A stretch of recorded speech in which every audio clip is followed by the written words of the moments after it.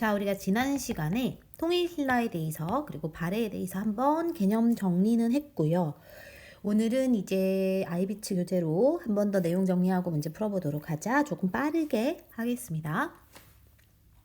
먼저 통일신라의 왕권 강화야. 왕권이 강화되고 있었습니다. 통일을 했기 때문에 이제 왕권을 강화시키는 이만 남았겠죠. 7세기 중반에 김춘추를 무열왕이라고 우리가 부릅니다. 그러니까 진골 출신으로 처음으로 왕위에 올랐어요. 여기서 진골이라 하면은 신라에서는 신분 제도가 있어요. 신라의 신분 제도를 우리는 골품제라고 하고, 그 골품제에서 제일 꼭대기에 있는 계층이 성골, 그 다음이 진골, 그 다음엔 육두품, 오두품, 사두품에서 이렇게 쭉쭉 내려가요. 이렇게. 근데 성골 같은 경우는 이제 왕실끼리의 혼인이야. 왕실끼리의. 그러니까는 약간의 인척끼리, 친척끼리 결혼하는 거죠. 그러다 보니 성골이 금방 피가 끊겨요. 왜냐면 이게 약간 유전적인 문제가 있고 그런다 하잖아, 그지? 그래서 이제 통일신라 때는 성골이 이제 진덕여왕을 끝으로 해서 없어지고, 그 다음에 이제 최초의 진골 출신이 지금 김춘추였다라고 하는 거예요. 그래서 그 이후에는 무열왕계, 그러니까 김춘추의 아들, 자손, 손자들이 왕위를 계승하게 되었다 합니다. 왕권이 강화되어서 육두품이 왕의 정치적 조언자로 성장을 해가지고 육두품과 왕은 서로 사이가 좋았어요. 때까지는. 그죠? 그다음에 무열왕입니다. 무열왕이 이제 김춘추라고 했고요. 이제 처음으로 통일을 이루고 나서 이제 지배를 했던 왕이죠. 그래서 유교 정치 이념을 수용해서 통치 체제 기초를 마련하고 집사부를 독립시켰는데, 여기서 집사부라고 하는 것은 우리가 개념 정리를 했지만 왕을 모시는 뭐라고 그래야 되지? 왕을 모시는 기구, 비서기관인데 어쨌든 신라의 최고 부서예요. 신라 최고 부서인데 그것을 이제 독립시켰다라는 것은 좀 더 왕권을 강화시키는 의미가 있고, 그리고 그 집사부의 대표를 시중이라 부르고 다른 말로 중시라고 하는데 걔네 역할을 강화시켰습니다. 왕의 시중을 든다 이렇게 외우라고 했죠. 귀족회의의 기능은 당연히 축소시켜야 왕권이 강해질 거야. 그래서 세트로 기억해야 돼요. 귀족회의 기능이 축소되고 상대등은 권한이 약화되었다. 이렇게 귀족회의 대표가 상대등이에요. 여기 대표. 그러니까 집사부와 시중이 강화되면 얘네는 당연히 약해져야 되죠. 이런 흐름으로 이해를 하는 거야. 그 다음에 문무왕입니다. 문무왕은 삼국 통일을 완성했던 왕이고, 이때는 삼국 통일을 시도했던, 이때 완성했던 왕이고, 고구려를 멸망시키고 나당 전쟁을 승리시켜서 인구 증가, 농업 생산력이 증가 이렇게 됐어요. 통치는 삼국의 옛 백성들을 통합해가지고 옛 백제인 고구려인에게 관직도 주고, 당나라를 좋아하는 그런 진골 귀족을 쭉 쫓아냈어. 축출은 쫓아냈다, 없앴다라는 거고, 궁궐을 확장하고 월지라고 해서 이제 경주 가면 많이 가는 예쁜 곳이 있어요. 그 월지를 건설해서 왕의 위엄을 과시했대. 그다음에 신문왕 중요합니다. 진골 세력을 숙청시켜서, 진골 세력이라고 하면은 아까 저기 귀족 요쪽이죠, 요쪽, 그지? 그러니까 진골 출신이 왕이 됐으니까 진골 출신이 계속 세력이 세지면 나중에 왕권을 위협하겠죠. 그래서 김흠돌이라고 하는 대표적인 진골을 진압하고 왕권을 강화시켰어요. 국학이라고 하는 학교를 설치시켜서 인재를 양성하고 통치 제도를 정비해가지고 전제 왕권을 성립했어요. 그래서 이제 여기서 기억해야 되는 건 일단 무열왕 했을 때 집사부와 시중 나오는 거, 그리고 문무왕은 통일을 완성했던 왕으로서 뭐 이런 거 건물 세우고요. 그다음에 신문왕 때는 이제 이런 세력을 숙청시키고 학교 세우고 유학을 보급했다라고 이해하면 되겠습니다. 중앙 정치 제도에서는 통치 체제는 거의 다 신문왕이 주도해가지고 이것저것을 정비를 했는데, 여기서 말하는 중앙 정치라고 하면은 이제 왕 근처를 말하거든. 그래서 이건 수도 또는 왕과 관련된 정치 제도를 말해. 중앙기구에는 아까 우리가 했던 집사부 중심이라 했죠. 집사부 중심을 운영을 했고, 집사부 장관인 시중의 권한이 당연히 세져야지 왕권이 강해질 겁니다. 그 다음에 10개 정도의 관청이 설치되어 가지고 행정 업무를 담당하고 있었어요. 그 다음에 귀족 세력 당연히 약화됐으니까 얘네가 약화되면 얘네도 약화되고 얘네도 약화된다, 이렇게 세트로 기억하라 그랬죠. 이건 시험에 잘 나옵니다. 지방행정조직은 구주와 오소경인데, 구주는 전국을 지역을 9개로 나눈 거고 그 아래에 군현을 설치했어요. 그리고 지방관을 파견해서 지방관이 파견됐다는 거는 어쨌든 왕권이 거기 지방까지 미쳐서 왕권의 영향력이 커진 거지. 어쨌든 지방관이라는 건 왕이 파견하는 거니까. 그죠? 그 다음에 촌이라고 해서 말단 행정구역 제일 끝부분엔 촌을 세우고 촌까지는 지방관에 파견하지 않았어요. 촌에는 촌주라고 하는 촌의 주인이 관리를 했고 그래서 그 촌주가 문서를 관리했어요. 이걸 촌락문서라고 하는데 촌락문서는 좀 이따 뒤에 자료를 한번 볼 건데요. 그 자료가 좀 중요해요. 그래서 그걸 좀 알아줘야 됩니다. 그 다음에 오소경 시험에 잘 나오는 거고요. 오소경을 설치했던 것은 수도인 금성이 경주가 너무 동남쪽에 치우쳐 있었어. 우리가 이렇게 있으면 경주가 여기 있었거든요. 근데 이제 통일은 이 전체가 지금 자기 나라인데 그죠? 근데 지금 수도가 여기 있잖아. 너무 남쪽에 있어. 동남쪽에 치우친 약점을 보완하기 위해서이며 지방 세력을 견제하기 위해서 그래서 이제 지방의 중요 거점 5군데에다가 설치한 게 오소경이고요. 그곳에는 옛 가야 고구려 백제 출신의 귀족들을 옮겨 살게 했고 지방 정치와 문화의 중심지로 삼아서 여기를 발전시켰다라고 하면 되겠습니다. 자, 그래서 오른쪽에 자료 1을 보면 지방행정 조직이 이렇게 되어 있어. 지금 보시면 주로 끝나는 게 하나, 둘, 셋, 넷, 다섯, 여섯, 일곱, 여덟, 9개죠. 그래서 구주이고 그 다음에 빨간색 된 게 오소경이거든. 경으로 끝나잖아. 하나, 둘, 셋, 넷, 5개죠. 이게 오소경이고 그럼 오소경은 아까 우리가 했지만 여기 지방 이렇게 수도가 금성 수도가 너무 동남쪽에 치우쳐 있어서 그걸 보완하기 위해서 이렇게 중요한 거점에다가 5개를 설치한 것이고요. 이거를 설치해서 여기서 우리가 아까 했듯이 지방 세력을 견제했다 그랬죠. 지방 세력을 견제하고 그리고 이걸 거점으로 삼아서 이 지역을 발전시켰거든. 그래서 문화나 경제적인 발전을 시켰던 그러한 중요 도시라고 보면 됩니다. 그죠? 그래서 이 대표적인 게 구주로 나눴고 그다음에 그 구주는요 특이하게도 백제 고구려 신라 땅에 3개씩 배치했어요. 여기가 고구려 땅 하나 둘 셋 여기가 백제 땅 하나 둘 셋 여기가 신라 땅 하나 둘 셋 요렇게를 배치해가지고 민족 통합을 추구했다 화살표 해놓고요. 그 아래 군과 현을 둬서 지방관에 파견했다 그랬죠. 하지만 말단의 촌까지는 지방관이 가지 않았고 촌은 촌주가 다스렸다라고 했습니다. 그 다음에 이제 아래쪽에 자료 1을 보면 이게 촌락문서야. 촌락문서가 현존하는 가장 오래된 호구조사 자료. 호구가 너희가 또 호구조사하면 뭐 낄낄거리는데요. 그 호구가 아니고요. 집이 지금 몇 명이 있고 어떻게 살고 있고 이런 거 조사하는 거예요. 그래서 칠라의 촌주는 촌락문서라는 거를 작성했는데 지금 이거는 이제 우리나라에 있지 않고 일본 효소인에 소장된 칠라 촌락문서가 있어요. 여기 이제 절이에요. 절. 인구와 말, 소의 수, 토지 넓이, 유실 나무를 말하고 이게 몇 그루인지를 기록하고 있어요. 이걸 통해서 이걸 왜 기록했냐 이거야. 왜 기록했냐면 촌락문서는 세금을 걷기 위해서 거기 몇 명 살고 뭐가 있고 말 몇 마리, 소 몇 마리 있고 그걸 안다는 거야. 그치? 그래서 그걸 통해서 지방 농민을 효과적으로 지배하고자 했다라는 목적이 있다는 겁니다. 그 다음 다시 본문으로 가서 군사제도를 보자. 군사제도가 이제 통일신라가요. 구서당 10정이 있어요. 구서당 10정이 있는데 구서당은 말 그대로 당연히 9개인데 그치? 뭐가 9개냐면 군대. 중앙군이야. 중앙군. 군대가 9개가 있었고요. 얘네는 이제 뭐 했냐. 왕실과 수도를 경비했어요. 그러니까 왕실은 이제 왕이잖아. 그치? 수도는 당연히 왕이 사는 그 곳이죠. 서울 같은 곳. 그러니까 통일신라에선 경주겠지. 이제 지키고요. 그 다음에 이 구서당에는 고구려 백제 신라인과 말갈인까지 포함이 돼서 민족 통합을 도모했대요. 십정이라고 하는 건 지방에 파견된 거고 지방군이라고 하고요. 아까 우리가 구주를 봤잖아. 그치? 거기다 하나씩 설치하면 구정이잖아요. 거기다가 국경지역인 한주 얘는 하나가 더 배치돼서 이렇게 돼서 10정이 되는 거야. 한 주를 다시 보면요. 여기거든 여기.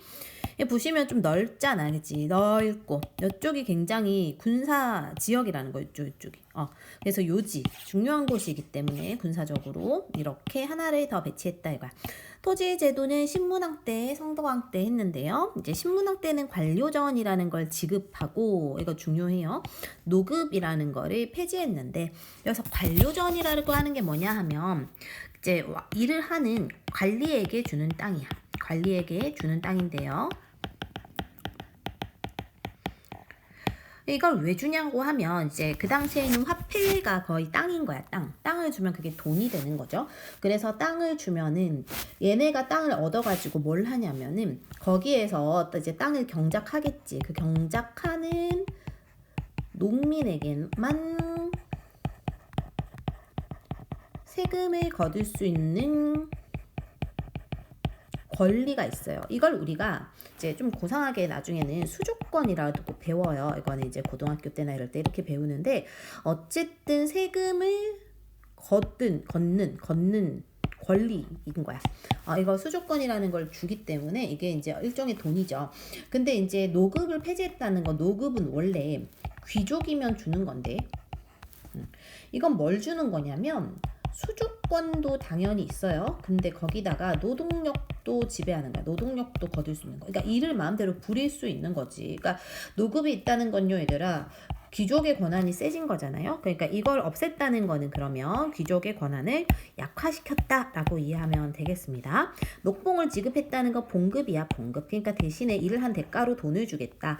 그러니까 너희가 일을 하지도 않고 그런 막대한 권한을 가지면 안 된다. 이런 느낌으로 받아들이면 되겠어요. 다음에 성덕왕 때는 백성들에게 정전이라고 해서 땅을 지급해 줬는데요. 백성들한테도 땅을 준 이유는 백성들도 일을 해야 나라에 세금을 줄 거 아니야. 그래서 세금을 수취하기 위한 목적이다라고 보면 되겠습니다. 하지만 나중에 이제 왕권이 약해지는 후반에 가면 노급이 다시 부활됩니다. 그래서 당연히 귀족은 노급을 갖고 싶겠지. 그죠? 넘어갈게요. 발해예요. 발해는 우리가 외웠겠지만 무문선왕이 있었고 이 순서대로 이렇게 가는 건데요. 이 무문선을 통째로 그냥 덩어리로 기억을 해주면 좋겠어요. 무문선이고 그럼 무왕 같은 경우는 이제 8세기 전반에 북만주 일대를 장악했고 당나라가 신라 흑수말가를 이용해서 발해를 견제했는데 발해가 돌궐 일본과 친선관계를 형성해가지고 이게 무슨 소리냐면 당나라가 우리 이렇게 있다 합시다. 지도 안 그려도 돼요. 건너편에 당이 있고 요 위쪽에 이제 발해가 있는 거야. 근데 당나라가 신라 여기 있죠. 신라 지금 여기 있죠. 그다음에 흑수말가를 저 위쪽에 있는 거야. 흑수말가. 이렇게랑 지금 한 팀인 거 한 팀. 한 팀이 돼갖고 당나라가 발해를 압박해요. 이렇게. 얘네 우리 한 팀이야. 이렇게. 사방팔방에서 압박을 하는 거지. 그러니까 이제 발해도 살아남을 길이 필요하잖아. 그죠? 그래서 발해는 돌궐. 다시 여기 돌궐이 위쪽에 있고 저쪽인가? 아무튼 돌궐이 위쪽에 있고 그다음 아래쪽에 이제 일본 이렇게 있잖아요. 얘네는 이제 이렇게 외교를 통해서 이제 동맹이 되는 거예요. 이렇게 해서 서로 좀 대립 관계가 있었고 그런 상태에서 이제 무왕 때는 장문휴라는 장군을 보내서 당나라의 산둥지방을 공격해요. 산둥지방이라고 하면 여기 퐁 튀어나온 요쪽을 딱 공격했다라고 이해하면 되겠습니다. 문왕은요 이제 대내 정책으로 수도를 첨부하는데 상경 용천부 그러니까 상경으로 수도를 옮겨요. 나중에 이제 지도 한번 볼 텐데 조금 중심부로 내려왔다라고 보면 될 것 같아요. 그리고 중앙과 지방 통치제를 정비했고 대외 정책으로는 당나라와 친하게 지냈어. 이때는 싸웠잖아. 그래서 싸울 무자거든요. 그래서 너희가 암기할 때 뭔가 싸웠어, 뭔가 뭐 전쟁이 일어났어요, 뭐 쳐들어갔어 이러면 무왕이고 문왕은 이제 글씨 한문 글자 문자자 문학할 때 그래서 뭔가 사이좋게 지내고 문화를 제도를 정비하고 이런 느낌이야. 당나라와 친하게 지냈고요. 당나라의 문물 제도를 수용했고요. 신라도라고 해서 길을 만들어가지고 신라와 교류했고 일본에도 사실은 뭔가 사이좋게 지내는 느낌이면 문왕입니다. 선왕 때는 가장 전성기여서 최대 영토를 확보했고 그래서 전성기를 이뤄서 이때 우리가 뭐 해동성국이로 불렸다 뭐 이런 거 저번에 필기했었죠. 앞으로 갈게요. 발해의 지도를 보시면 우리가 아까 그 수도를 상경용천부로 옮겼다라고 했죠. 원래 저기 위쪽에서 이렇게 내려온 거예요. 그리고 지금 보면 부가 하나, 둘, 셋, 넷, 5개잖아. 그래서 얘는 오부라고 해요. 오부라고 하고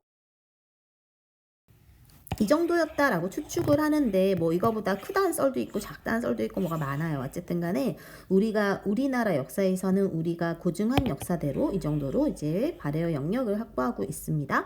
그리고 남쪽에는 신라가 있고 북쪽에는 발해가 있잖아. 이런 걸 우리가 남북국 시대라고 부릅니다.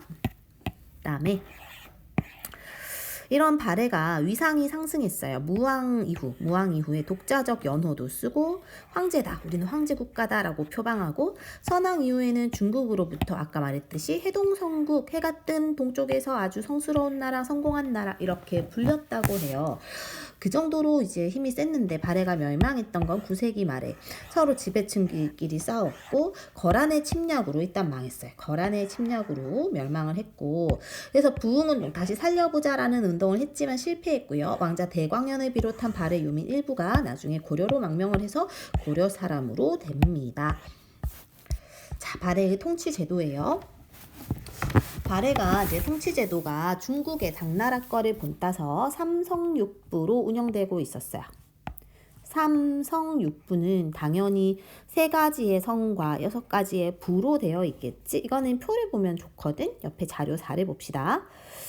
발해의 중앙 정치 조직이 이렇게 있습니다. 왕 아래쪽에 정당성, 선조성, 중대성 이렇게 해서 성이 하나, 둘, 셋이잖아. 그죠?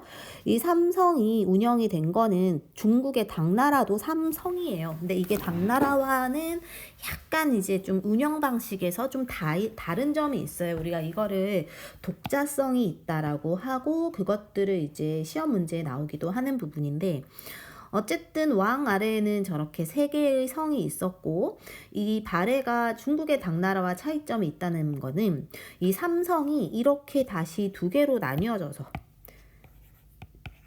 좌우로 이렇게 나누어졌죠, 지금. 그래서 이걸 이원적으로 운영했다, 뭐 이런 얘기를 하거든. 어쨌든 좀 차이점이 있는 거죠. 그치? 그리고 우리나라의 발해는 정당성을 중심으로 삼았어요. 얘네가 이제 중심으로 삼았고, 이렇게 해서 아래쪽에 다시 이게 중심인 이유는 여기서 이렇게 딱 2개 쪼개지잖아요. 이렇게, 그죠? 그렇게 해서 이원적으로 운영을 하고 있었어. 나누어졌다는 거야, 2개로. 그리고 이제 부의 명칭을 보시면 부가 지금 6개 있는데, 그치?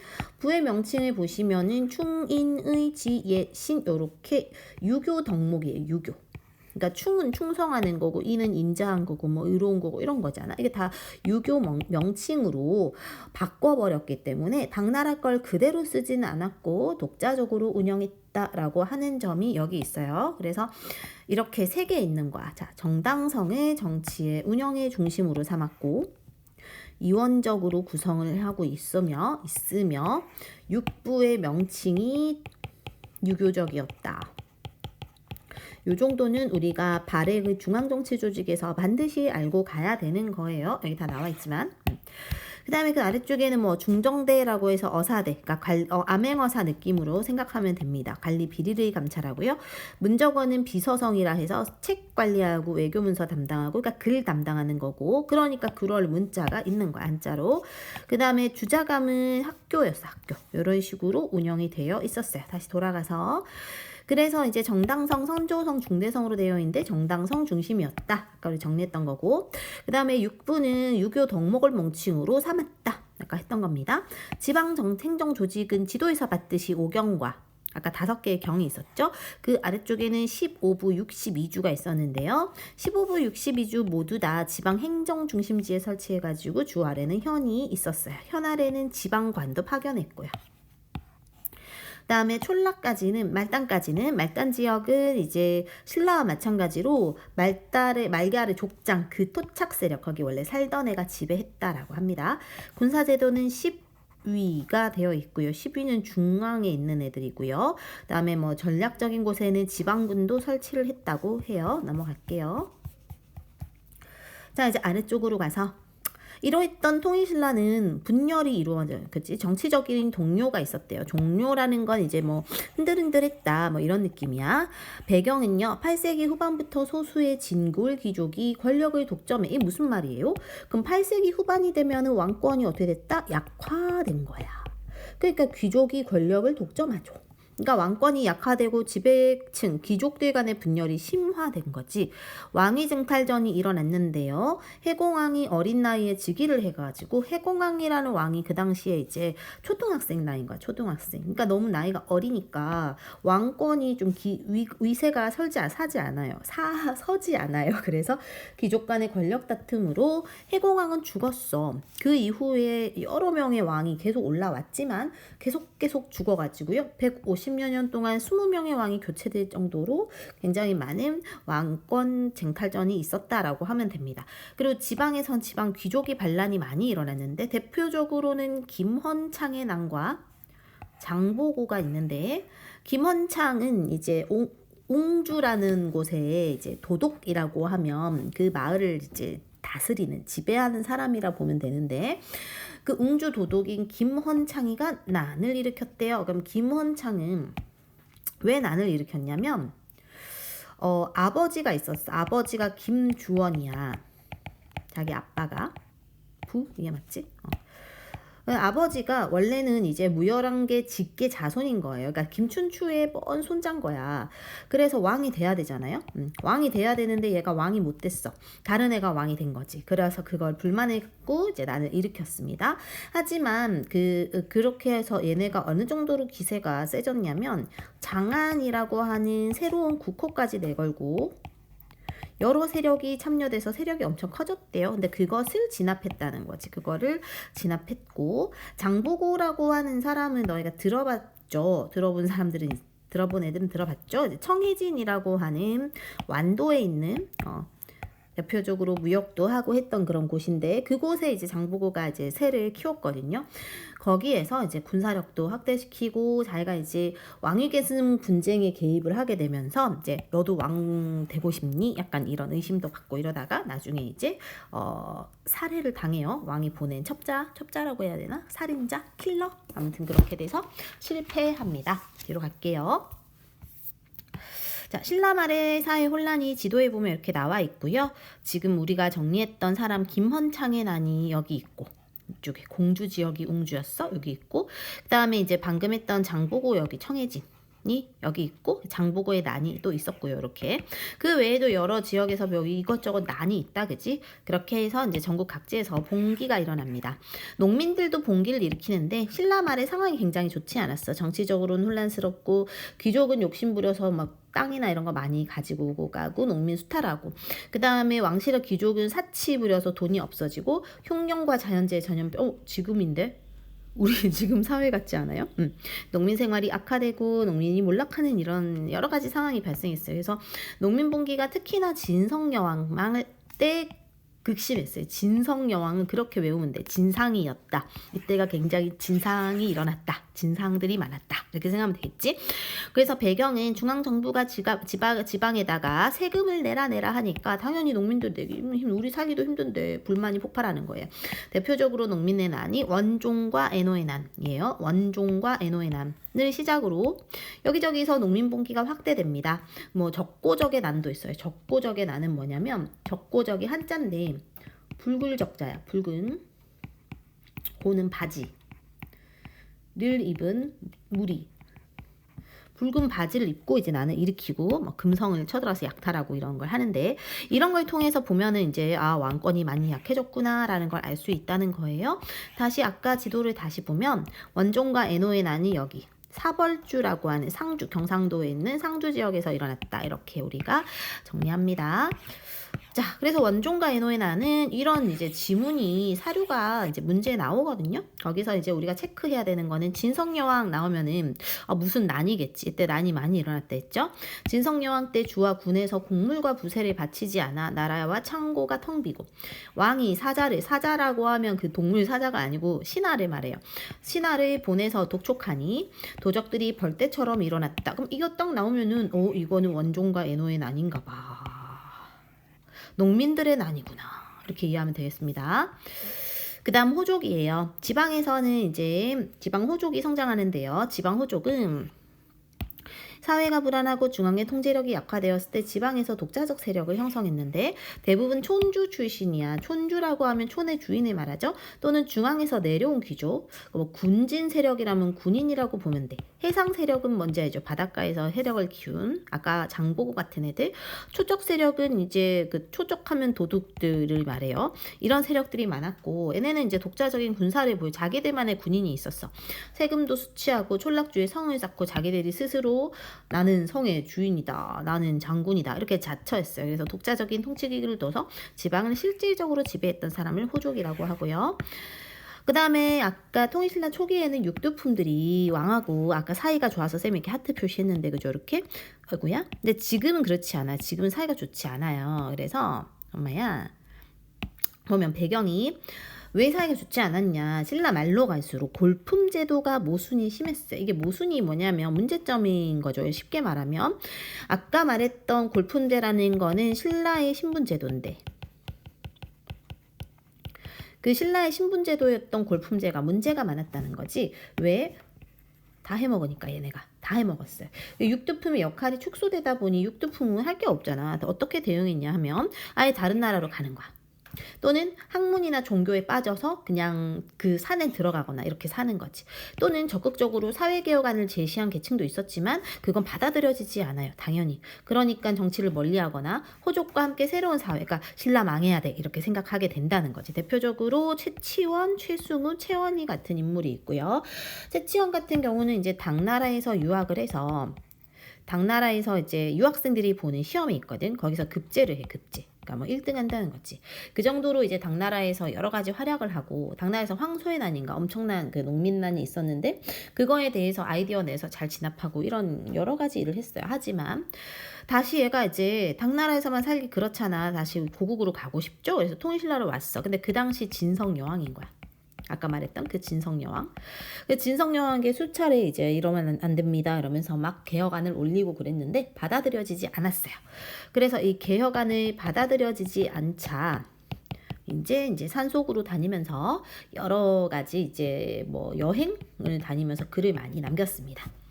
그다음에 새로운 사상이 유행했는데요. 선종과 풍수지리설인데 선종이라고 하면은 이제 불교야, 불교인데 깨달음을 얻는다라는 실천적인 경향이 강했던 불교예요.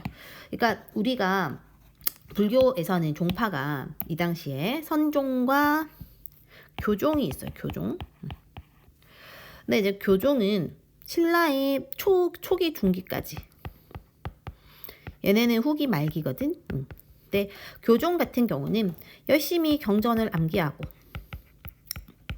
많이 기억할수록 좋은 곳에 간다. 이런 종파였다면 선종은 그렇지 않아요. 그러니까 뭐 우리가 깨달음을 얻으면 된다는 거야. 누구나. 깨달음만 얻으면 누구나 이제 좋은 데 간다 이런 거야. 그러니까 이제 선종은 당연히 호족이 좋아하겠죠. 얘네는 글을 외워야 되잖아. 글 안 외워도 되잖아요. 그러니까 이제 호족들이 이걸 좋아하는 거야.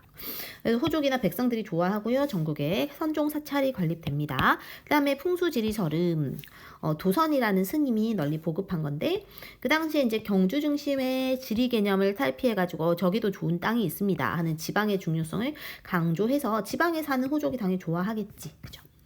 선종이 유행했다는 걸 알려준 증거물이 이런 거예요. 탑이 이제 사리를 모시는 건데 스님이 죽으면은 이제 그 화장을 시키잖아요. 그래서 그렇게 하면은 이제 간혹 뼈 이런 거 이제 녹히면은 사리가 나온대요. 약간 불투명하거나 투명한 구슬 같은 거. 아무튼 그런 것들을 여기다 모셔놓는 승탑 같은 게 대표적인 선종에서 발견되는 탑이에요. 그다음에 후삼국의 성립의 마지막. 후삼국은 이제 후백제, 후고구려, 신라를 말하는데요. 후백제와 후고구려가 중요합니다. 신라는 원래 있던 거니까. 후백제를 세운 사람이 견훤이고요. 서남해안 호족 세력의 지지를 받아 건국했대요. 완산주의 도움을 얻었대. 지도 잠깐 봐야 됩니다. 오른쪽에 자료 8을 보면 후백제가 여기 있고 여기서 이제 그 완산주가 수도예요. 요 표시가 수도 표시거든. 전주라는 곳에 이제 도읍을 잡아요. 이때 이제 여기가 후백제고 견훤인 거야. 견훤. 그지? 후고구려는 이제 철원에다가 도읍을 잡았어요. 다시 돌아가서 그래서 견훤이 완산주의 도읍을 정했고 백제를 부흥하겠다라는 걸 표방했어. 성장은 이제 육두품 세력을 동용해서 통치 체제를 정비하고 군사력을 확장해서 땅도 넓히고 이런 것들을 했는데 오늘날 전라도, 충청도, 경상도 일부라고 합니다. 그 다음에 후 고구려는 궁예가 경기도 황해도 일대 호족들을 규합해서 건국했고요. 송악에 도읍을 잡았어요. 처음에는. 그러다 나중에 철원으로 가서 국호를 마진 태봉 같은 걸로 바꿨어요. 철원 아까 우리 체크된 거 봤죠? 그리고 통치 제도로는 뭐 광평성이라고 하면 잘 몰라도 되는데 이런 걸 설치했습니다.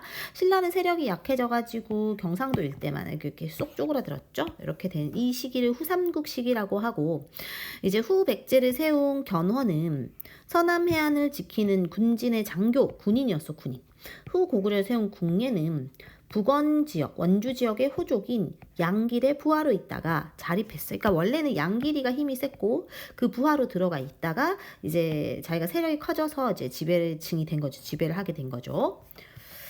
자, 여기까지 개념 정리 한번 했고요. 우리가 이제 요거 문제 1, 2, 3, 4, 5, 6이 있거든. 먼저 쭉 멈춰놓고 풀어보고 다시 플레이 해가지고 채점하면서 공부하도록 하자. 먼저 풀어보세요. 시작.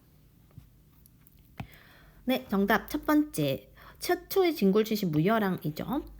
신문왕은 김흠돌의 난을 진압했죠. 신라 말에 이제 처음에 신라 말이니까 호족이 자기 스스로를 성주다 장군이다 불렀죠. 그 다음에 깨달음이라고 나오면 바로 선종 되겠지. 2번입니다. 다음 빈칸에 알맞은 말을 쓰세요. 통일신라의 신문왕은 집사부 장관이 시중을 든다. 왕의 시중을 둔다. 시중이라 했죠. 관리에게 관료전을 줬다고 했어요. 그 다음에 수다가 동남쪽에 치우친 바로 나오면 오소경 쓰면 되겠지. 오소경. OX 할게요.